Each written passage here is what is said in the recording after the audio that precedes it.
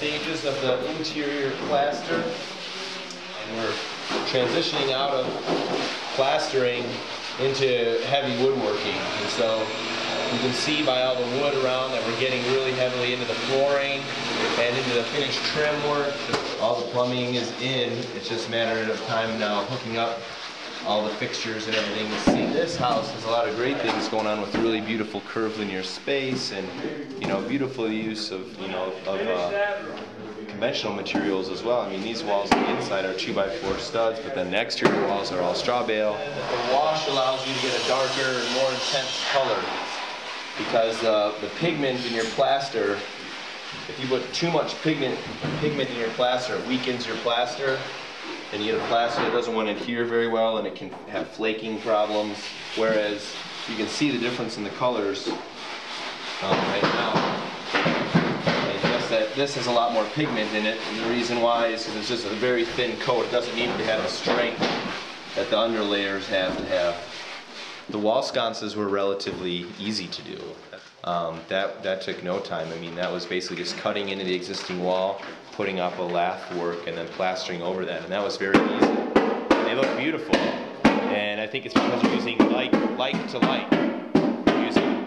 Natural materials to natural materials. Like where it becomes difficult is like in the corner here, where you're having a rounded wall. This is a straw bale wall, this is a straw bale wall, and then you're using dimensional material as a screed board here for the trim.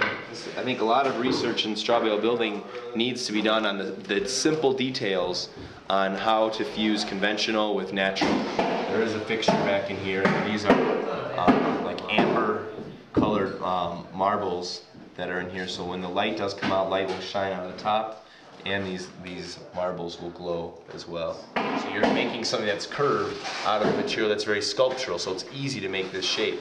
Making this out of wood now would have been a very big challenge. Could there have been any alternatives to a drywall ceiling? Oh yeah, there's many different alternatives to drywall ceiling. I mean, it could have been like a lot of people use kind of like reed mats or a wood ceiling, or some people use like fabric, and they do really cool things by draping fabric in different ways, and so you have this really free-flowing fabric ceiling. Or round wood, like sticks type thing I've seen in long, huge bundles, making this really cool round wood ceiling. Or even just like a tongue and groove wood ceiling. Those are all options.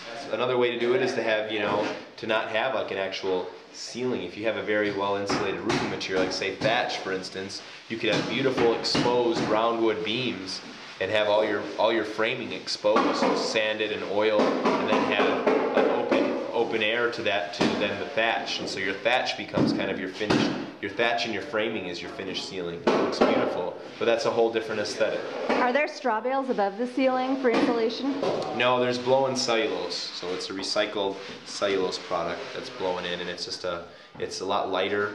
You have to have a lot heavier superstructure in your ceiling to support the weight of all the bales, and you also have. Putting bales in the ceiling is something that can be done, and a lot of people do it successfully, but there's other details that need to be worked out because you are going to have moisture exchange in your attic. And so the question is not if you're going to have moisture, you are going to have moisture. It's how does the venting work to make that moisture leave, and the thing is if straw bales end up getting coated with moisture all the time, you're going to have rot issues. So it can be done, and there are some people that do it very successfully and they have the details down right, but in order to carry the weight of the bales and to work out those details, this was just a situation where putting down a vapor barrier on top of this with blown cellulose with a properly vented ceiling or attic just seems to me like the safest solution right now for the size of this house, and I'm not sure that the longevity of how bales survive in an attic in this type of climate are really determined. I know it's been done, and it has been done successfully, but for how many years that lasts, I don't know. Whereas the way we've done this is a time-tested product. It will work, and there's less risk.